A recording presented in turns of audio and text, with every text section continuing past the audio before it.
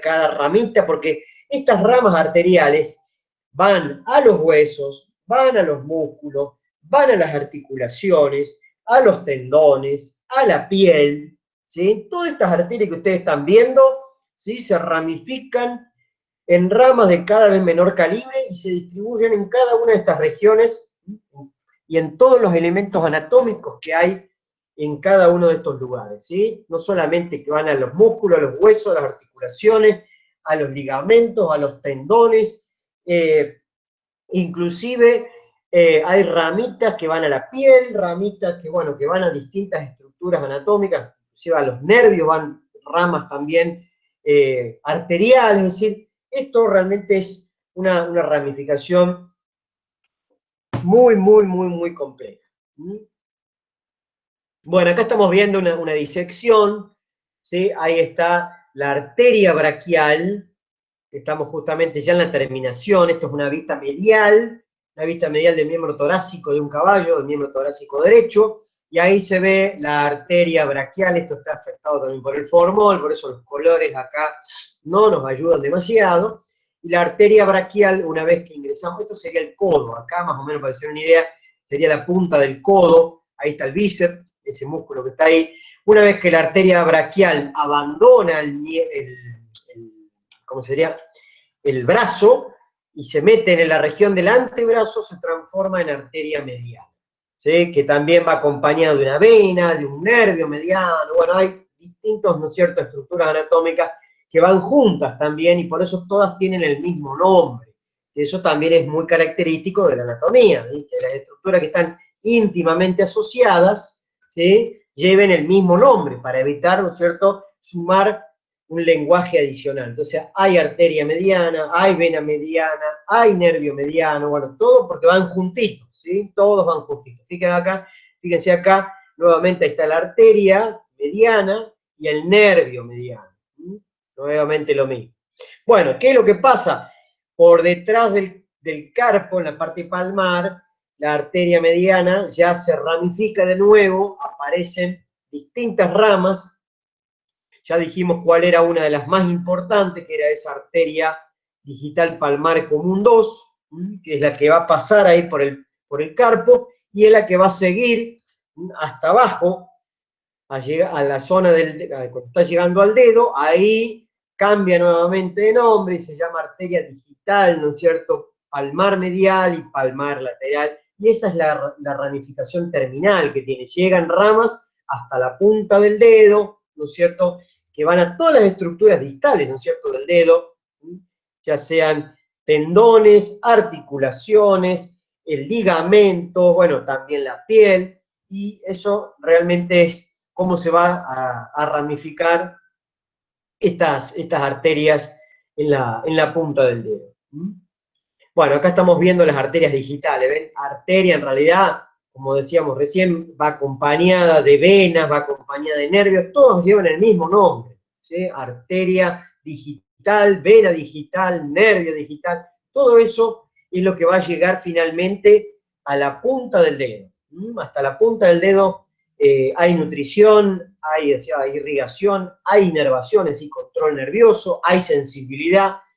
¿Sí? Lo único que no recibe directamente sangre es el casco, la pezuña, la garra, la uña, lo que sea. Bueno, dependiendo de la especie, cada especie tendrá su determinada estructura en la parte distal del dedo, pero bueno, eso no recibe directamente sangre, sí está vinculado estrechamente con un tejido por debajo, que lo mantiene, ¿no es cierto?, nutrido. Eso no lo hemos visto, pero bueno, es parte también interesante después de describir esa estructura que está por debajo del casco, por debajo de la pezuña, por debajo de la uña. Eso es la dermis, o también llamado corion, y eso es lo que le va a permitir crecer, repararse, bueno, cuando hay desgaste, volver a, lógicamente, reemplazar ese tejido córneo, y bueno, todo eso sí recibe nutrición. El casco en sí no tiene ni sensibilidad, ni tampoco recibe sangre directamente, lo mismo pasa con una garra o con una pezuña en sí. Pero bueno, toda la parte interna, todo lo que está protegido por el casco o por la pezuña o por la uña, sí recibe nutrición, recibe sangre, recibe oxígeno, nutrientes, y además recibe el control, ¿no es cierto?, a partir de los nervios que se ramifican en toda esa parte discal.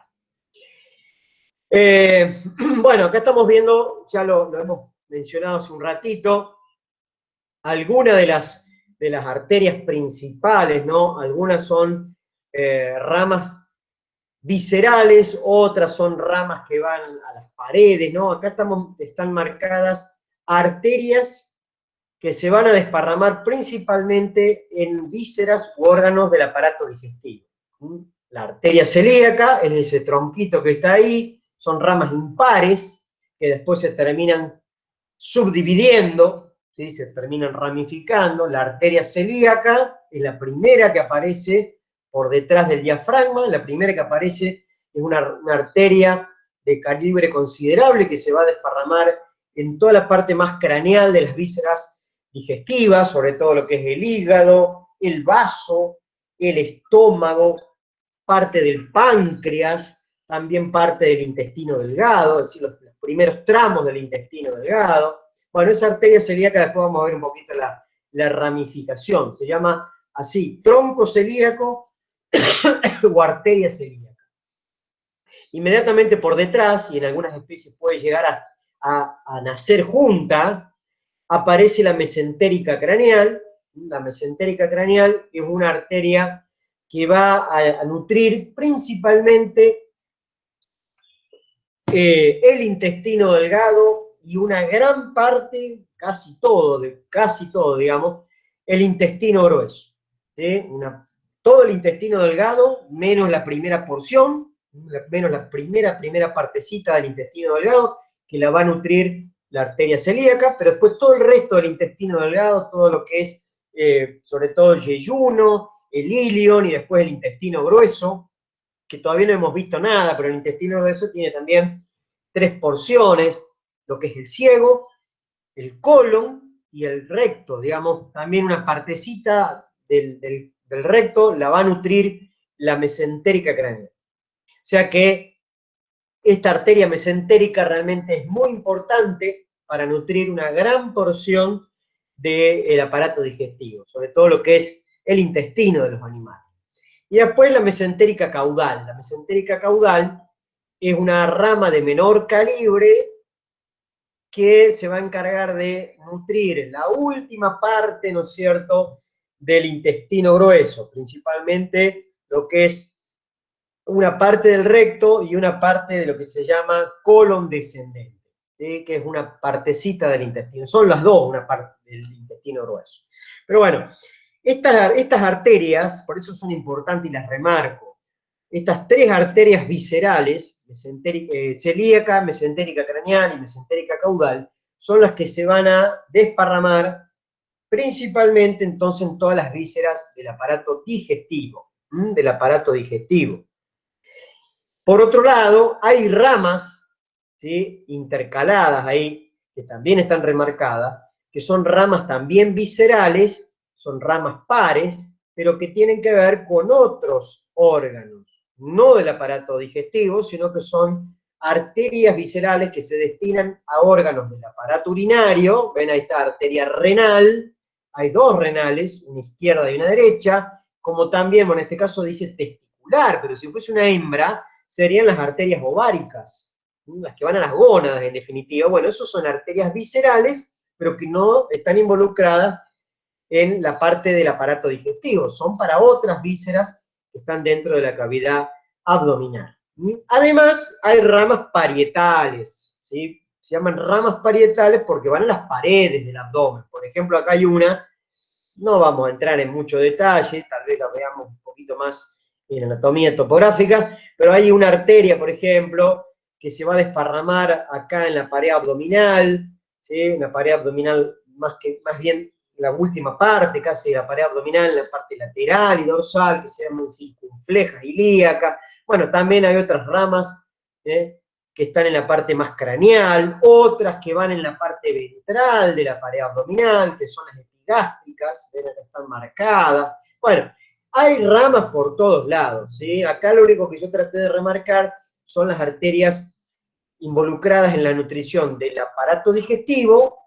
Ya vamos a ver cuáles son todas las partes, más o menos seguramente ustedes conocen cuáles son las partes que tiene el aparato digestivo. Estas son las tres principales involucradas en la nutrición del aparato digestivo: la celíaca, mesentérica craneal y mesentérica caudal. Son ramas impares, ¿sí? Son ramas impares que surgen directamente de la aorta y que se destinan entonces a todos estos órganos que conforman el tubo digestivo, todo lo que está por detrás del diafragma, ¿no? Todo lo que está por detrás del diafragma. Bueno, y acá tenemos remarcadas arterias, que también ya mencionamos medianamente a dónde se distribuyen, lo que son las ilíacas externas, estas que están acá.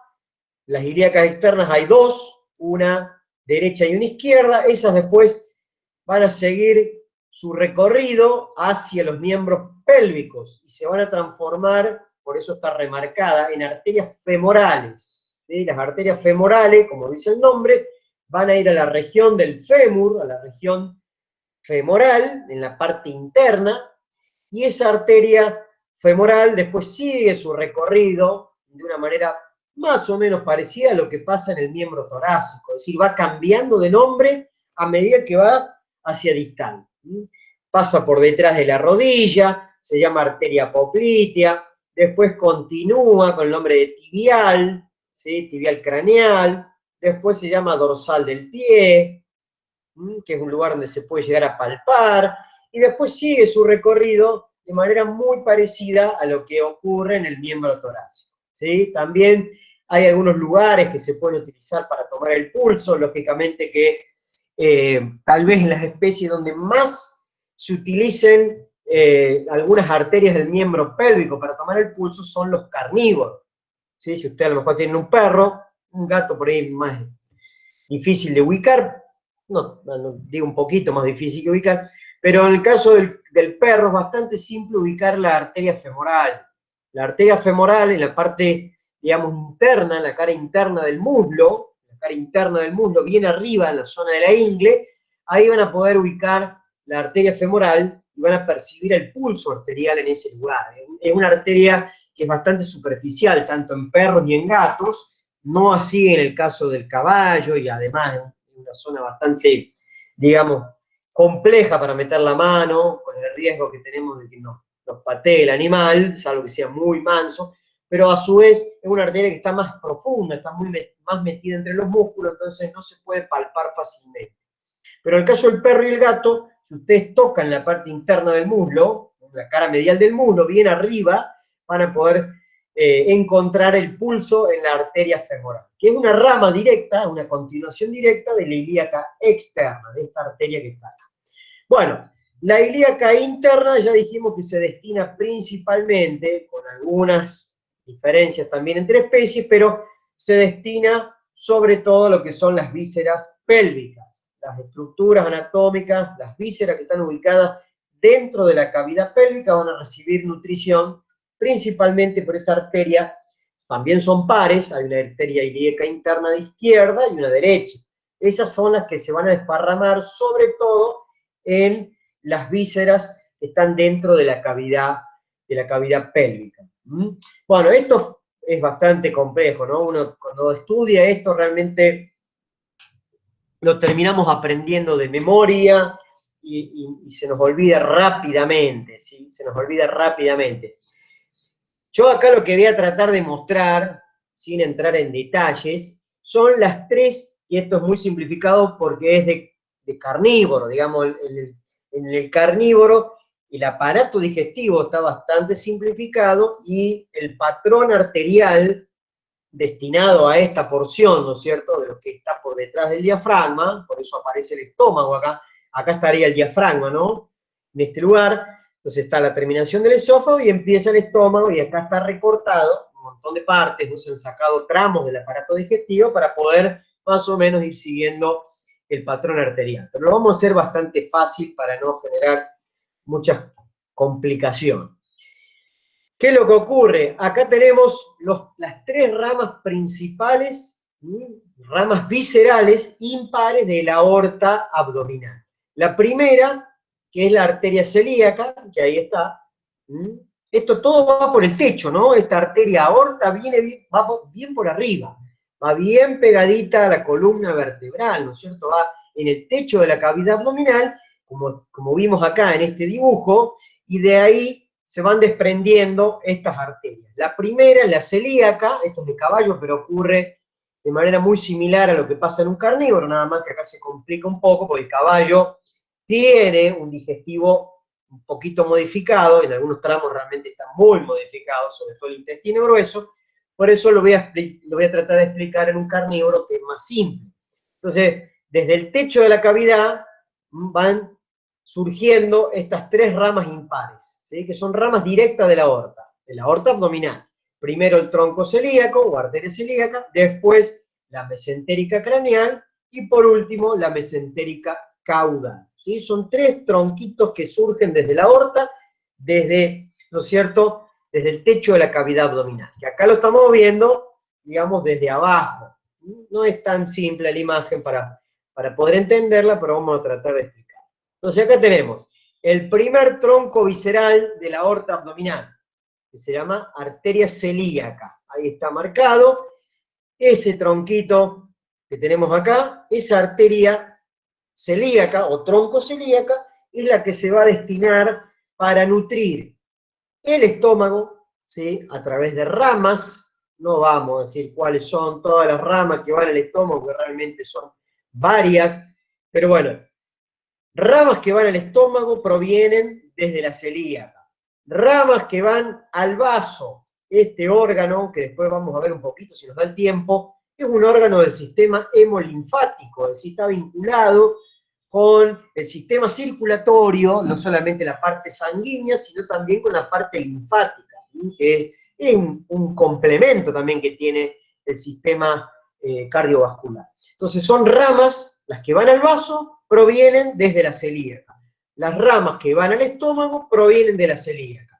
Las ramas que se van a encargar de nutrir este órgano, que es realmente muy importante, el páncreas, que es un órgano accesorio, podríamos decir, pero que cumple roles muy importantes, un órgano, una glándula accesoria, una glándula anexa del aparato digestivo, también se va a nutrir principalmente por ramas de la celíaca.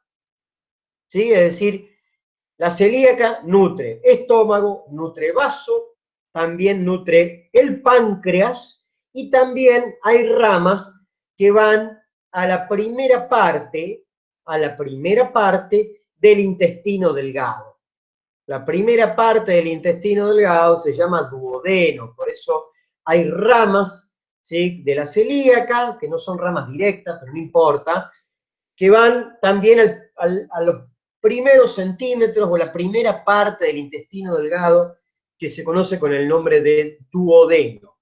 ¿Sí? Duodeno. ¿Sí? Entonces, este tronco celíaco, esta arteria celíaca, se destina más bien a todas las estructuras que están... y me faltó una arteria importantísima. No la dije, pero me acordé. Esta arteria, que es muy importante, que es una rama también de la arteria celíaca, se encarga, no está dibujado acá, pero se encarga de nutrir el hígado.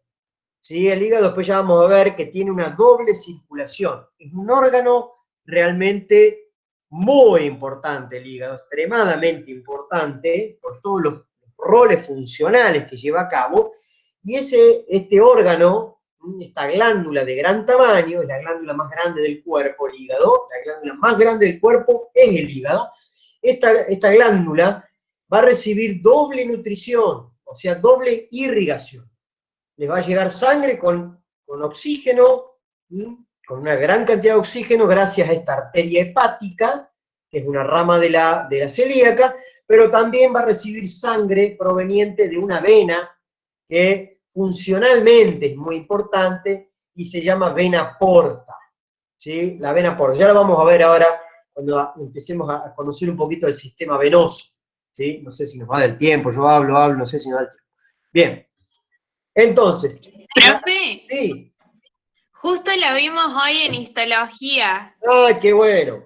Bueno, entonces Así que ya estamos adentrados en tema. me alivianan el trabajo, muy bien.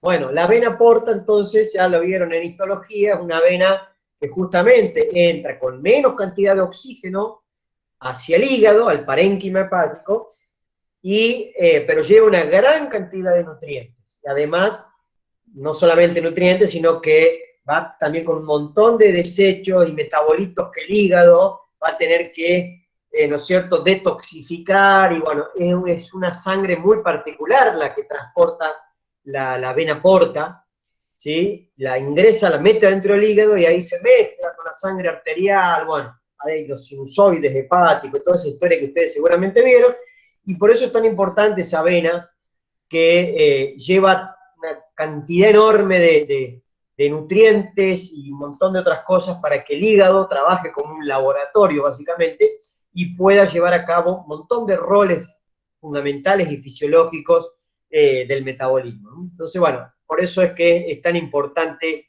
esta doble circulación que tiene el hígado. Por un lado, sangre con oxígeno, con gran cantidad de oxígeno por la arteria, pero por otro lado viene sangre con poca cantidad de oxígeno, pero con muchos nutrientes y desechos y metabolitos y demás, que provienen por la vena porta. Bien, entonces la celíaca es la que se encarga de nutrir básicamente toda la parte más craneal de todas estas vísceras vinculadas principalmente con el aparato digestivo. El estómago, también parte del esófago, ¿no es cierto? La terminación del esófago, el estómago, el hígado, páncreas, una porción del duodeno y también el vaso. El vaso no es puntualmente una estructura del sistema digestivo, pero que está ahí en estrecho contacto con toda esta víscera. Por otro lado, tenemos la mesentérica craneal, que es una arteria que está inmediatamente por detrás, en algunas especies puede salir inclusive casi junta. Esa arteria mesentérica craneal se llama así porque justamente se va a meter en un pliegue doble de peritoneo denominado mesenterio. El mesenterio ya lo vamos a estudiar, es un pliegue de peritoneo que se encarga de sostener gran parte, ¿no es cierto?, de lo que son los intestinos, pero además este mesenterio, este doble pliegue de peritoneo, que es una membrana serosa, que comparte características similares a la pleura, a la parte serosa del pericardio, bueno, son todas membranas serosas. Este mesenterio permite también que llegue, a través de los vasos sanguíneos, llegue, ¿no es cierto?, la nutrición, el oxígeno, los nutrientes, y además la salida de los vasos, de las venas, permite entonces que este mesenterio, donde está incluida la arteria, tanto la craneal como también después la caudal, entonces este mesenterio, este pliegue peritoneo, permite que lleguen los vasos sanguíneos a las distintas partes del intestino, fundamentalmente. Entonces acá tenemos la mesentérica craneal, que como el nombre dice, se va a distribuir principalmente en el mesenterio y todo lo que el mesenterio sostiene, que es principalmente intestino delgado e intestino grueso. La arteria mesentérica craneal se va a distribuir en lo que quedó del duodeno, que es un pedacito muy chiquitito, un pedacito del duodeno, que acá prácticamente se ha sacado, no está en la imagen, todo el yeyuno, que son las arterias, acá están todos los tronquitos cortados, las arterias que van al yeyuno, que es la parte más larga y más enroscada que tiene el intestino delgado, se llaman arterias yeyunales, van a nutrir todo el yeyuno, y también al ilion, que es la última partecita, acá está dibujado, la última parte del intestino delgado. O sea que lo que quedó de duodeno, todo el yeyuno y el ilion. Esas son, ¿no es cierto?, las partes del intestino delgado que va a nutrir la mesentérica craneal a través de todas las ramas que, bueno, ustedes están viendo ahí que cada una tiene un nombre distinto que hace referencia a la parte que está nutriendo. Bueno, también a partir de la mesentérica craneal van a salir ramas para nutrir al ciego, que el ciego en realidad en los carnívoros tiene un rol muy, muy poco importante, no es como en un caballo, que allá vamos a ver, el rol que tiene el ciego en un caballo, pero los carnívoros entonces tenemos ramas que van al ciego, que ya es el comienzo del intestino grueso, ramas que van al colon, tanto ascendente como colon transverso, que acá no está, ¿sí? Que son las distintas partes del colon. Una parte del colon se llama ascendente, otra se llama transverso y la otra parte se llama descendente. ¿Ven? Ahí está el colon descendente. Todos estos términos también surgen de la anatomía humana, porque tenemos una disposición, digamos, de cada uno de estos tramos que sí respetan esa cuestión de que suba, de que corra de lado a lado, de que baje. Bueno, en el animal no pasa algo así, sino que más bien que van de craneal a caudal o de cruzan de derecha a izquierda, pero bueno, se mantiene esa nomenclatura. Entonces, la mesentérica craneal se encarga de nutrir prácticamente todo el intestino delgado, con la salvedad del primer tramito del duodeno, que no irriga, ¿no es cierto?, todo el resto de intestino delgado, es decir, todo el yeyuno, el ilion y un pedacito del duodeno, las partes del colon prácticamente todas, el colon ascendente, el colon transverso y una porción importante del colon descendente. Esta parte también son ramas de la mesentérica craneal. O sea que se encarga de nutrir prácticamente casi todo el intestino, por eso es tan importante, casi todo el intestino. O sea, lo único que no irriga sería la primera parte del intestino delgado, el duodeno, la primera partecita del duodeno, y la última parte del colon, que es el colon descendente. La última parte del colon descendente ya no nutre la arteria mesentérica caudal. Para eso está la mesentérica cauda. La mesentérica caudal se encarga de nutrir la última parte del colon descendente, un tramo relativamente corto, la última parte del colon descendente y la primera porción del recto. El recto, podríamos decir que es ya la terminación del intestino grueso, ¿no? Es la última parte del intestino grueso, es el recto. Bueno, esa arteria, que se llama de esta manera, rectal craneal, es una rama de la mesentérica, ¿sí? De la mesentérica caudal, de la caudal. ¿Sí? O sea que la última parte del intestino grueso, ¿sí? Recto, una partecita del recto, y una parte del colon descendente, la va a irrigar la mesentérica caudal.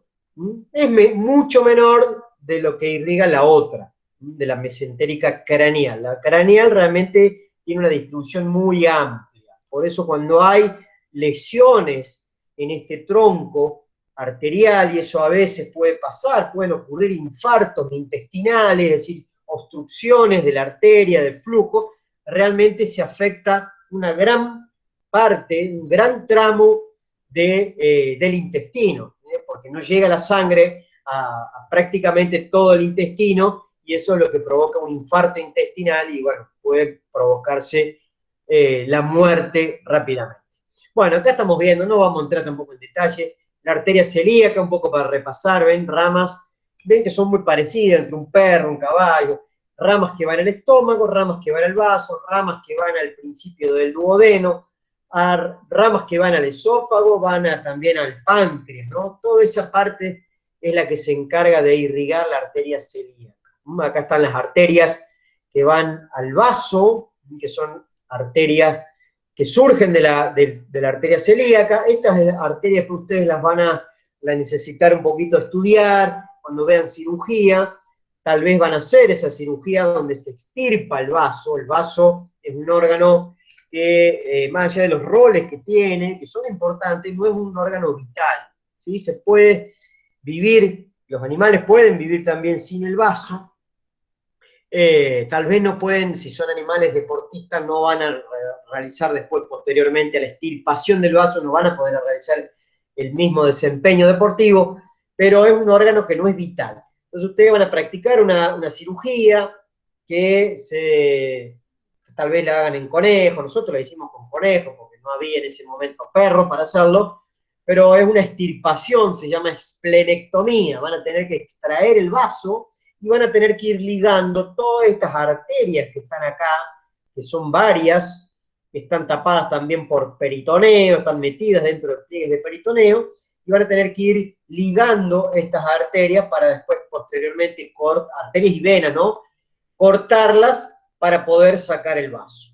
Que es una cirugía que se hace sobre todo en los carnívoros cuando hay lesiones del vaso, sobre todo suelen ser lesiones por traumatismo, a veces el perro que se cruza la calle, lo atropella un auto, se rompe el vaso y hay una hemorragia, ¿no es cierto? Hay que solucionarlo y en muchos casos se decide por extirpar el vaso directamente para poder resolver el problema. Entonces, bueno, ustedes van a practicar esa cirugía con ese propósito, tener una idea de mañana, más allá que la van a tener que estudiar de nuevo, tener una idea de cómo se hace, ¿no? Y ahí va un poquito la cuestión de conocer dónde están las arterias y las venas que van al vaso para poder después ligarlas y extirpar el vaso sin generar ninguna hemorragia posterior. Bueno, se Profe, llaman vasos esplénicos. Ven, ahí está.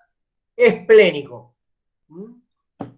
Así es como se profe, denominan estos vasos sanguíneos. Sí, Perdón, hablando del vaso, yo le quería consultar una duda que me surgió.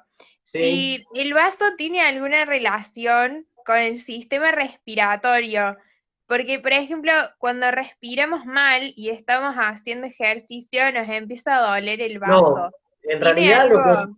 sí, no, en realidad no tiene una relación así estricta, pero ¿qué es lo que pasa? Dentro de las varias funciones que lleva el vaso es un órgano que está vinculado con la parte sanguínea y con la parte linfática, con ambas cosas. El vaso es un reservorio de glóbulos rojos, ¿sí? Adentro del vaso hay glóbulos rojos almacenados, entonces cuando uno hace ejercicio, ¿sí? Salimos a correr, a hacer algún tipo de ejercicio, y sobre todo si no estamos muy acostumbrados a hacer ejercicio, a mí me pasa seguido, A mí ¿qué es lo que también, profe. ocurre? El vaso, por una cuestión de que tiene una cápsula, hay una cápsula que lo envuelve, y una cápsula más bien muscular, ya la van a estudiar, tal vez lo vieron en histología, recibe una estimulación, esa cápsula, por el sistema nervioso autónomo, y el vaso lo que hace es contraerse. Se contrae, se produce lo que se llama esplenocontracción. ¿Para qué se contrae el vaso? Para expulsar todos esos glóbulos rojos que tiene almacenado en su interior y de esa manera enviarlos a la circulación general y favorecer el intercambio de oxígeno y, digamos, el intercambio de gases. Vos estás haciendo un ejercicio, se supone que debe haber, ¿no es cierto?, un mayor flujo de oxígeno y dióxido de carbono, principalmente en tu aparato locomotor, entonces al haber más cantidad de glóbulos rojos en circulación, se ve favorecido ese intercambio gaseoso. Por eso es que cuando uno hace ejercicio, el vaso se contrae y esa contracción es lo que nosotros percibimos con esa molestia ubicada principalmente en la parte, ¿no es cierto?, izquierda del abdomen, por debajo de las costillas. Empezamos a sentir como una molestia, como un dolor. Eso es porque el vaso se está contrayendo y está mandando a la circulación general toda esa cantidad enorme de glóbulos rojos para favorecer el intercambio gaseoso. ¿Me explico? Sí, perfecto, profe. Muchas gracias. Bien. Bueno, el vaso también lo que hace, además de un almacenamiento de glóbulos rojos, permite filtrar los glóbulos, pasan los glóbulos rojos, cuando los glóbulos rojos ya están viejitos y ya llevan mucho tiempo en la circulación y que empiezan a tener algunas lesiones en las membranas, pasan por dentro del vaso y el vaso lo que hace es romper, los destruye. Los glóbulos rojos viejos, ¿sí?, los elimina de la circulación, lo que hace es reutilizar el hierro que hay dentro y que está ligado con la hemoglobina, que es una proteína que está dentro del glóbulo rojo. Bueno, el vaso tiene numerosas funciones. Las tal vez más conocidas son esas, la de ser un almacenamiento, de un reservorio de glóbulo rojo, de reutilizar un poco lo que es el oxígeno, el hierro que tiene la hemoglobina. Bueno, también tiene otras funciones desde el punto de vista del sistema linfático. Pero esas son un poco las cuestiones más llamativas, ¿no? de este órgano, que a pesar de eso no lo transforma en un órgano vital, ¿sí? No lo transforma en un órgano vital. Bueno, acá tenemos, ven la arteria mesentérica, principalmente la arteria mesentérica craneal y un pedacito también la caudal de un perro, porque es el más simple, más simplificado. Ven la mesentérica craneal, que sería esta que está con el número 2, esta que está acá, es la que se va a ramificar en una parte del duodeno, en todo esto que está todo enroscado, que es parte del yeyuno, ¿sí? Que es la parte más larga que tiene el intestino delgado. Después el ilion, que es la última porción del intestino delgado, también son ramas de la mesentérica. El ciego, que es eso. Colon, colon ascendente, colon transverso y un pedazo del colon descendente.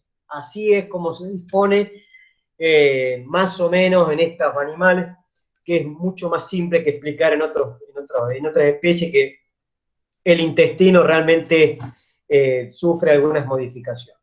Bueno, y ahí tenemos con el número 10, la mesentérica caudal, ¿ven?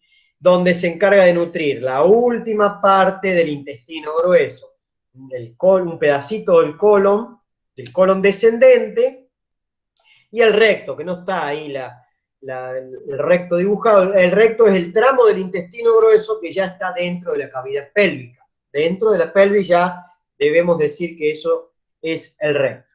Entonces, bueno, ya se ve acá a grandes rasgos que la mesentérica caudal solamente se encarga de nutrir una última porción del intestino en comparación a la mesentérica craneal, que realmente es muy grande el territorio, ¿no? Es muy grande el territorio de distribución, y por eso es que cuando hay afecciones de esa mesentérica, que no ocurre con mucha frecuencia, puede llegar a haber problemas, ¿no es cierto?, de la nutrición del intestino. Se desvitaliza muy rápido el intestino. Cuando no recibe oxígeno, las paredes del intestino, sobre todo la mucosa, lo que está dentro, se desvitaliza, el epitelio que está dentro, se desvitaliza muy rápido y empiezan a pasar, ¿no es cierto?, toxinas, bacterias y demás hacia la circulación.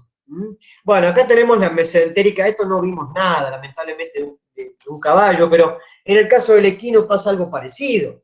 Y la mesentérica craneal, fíjense, ahí está la aorta abdominal, eso, la mesentérica craneal, que sería este tronco. Fíjense la cantidad de ramas que surgen de la mesentérica, la craneal, ¿sí? De nuevo lo mismo, muy parecido al perro, nada más que, bueno, el caballo tiene un intestino realmente bastante modificado, sobre todo la parte del intestino grueso, porque, bueno, es un herbívoro que necesita aprovechar los componentes de la dieta de manera, lo hace muy eficiente, y lo hace principalmente en el intestino grueso. El perro, los carnívoros, tienen otros hábitos de alimentación, entonces tienen un intestino mucho más simplificado, y la absorción principal de los nutrientes ocurre a nivel del intestino delgado. Bueno, en el caso de los caballos, ya lo vamos a estudiar con más detalle y tenemos que saberlo realmente, porque es crítico esto después del punto de vista de la clínica. El intestino del caballo, el intestino grueso, es fundamental. Es fundamental para que el animal pueda aprovechar gran parte de todos los nutrientes que ingiere con el forraje, ya sea el pasto, los cereales y demás. Así como es, por ejemplo, también el estómago de un rumiante, de una vaca, de una cabra, de una oveja. Bueno, ese estómago es un estómago muy particular, y que adentro tiene una población enorme de microorganismos, y esos microorganismos son los que realmente se encargan de aprovechar lo que come el rumiante. Bueno, en el caso del caballo es más o menos igual, nada más que en vez de estar en el estómago del caballo, esos microorganismos que aprovechan el forraje están en el intestino grueso, ¿sí? En el intestino grueso. Ya vamos a ver las partes del intestino. Bueno, ahí estamos viendo que desde la mesentérica craneal surgen ramas que van al yeyuno, que van al duodeno, que van al ilion, que van al ciego, que van al colon. Bueno, estos son muchos metros, ¿sí? Entre el intestino delgado y el intestino grueso de un caballo tenemos arriba de prácticamente 50 metros, que están todos metidos ahí adentro de la cavidad abdominal. Es decir, es realmente muy extenso y tiene muchas vueltas y muy voluminoso el intestino de un equino.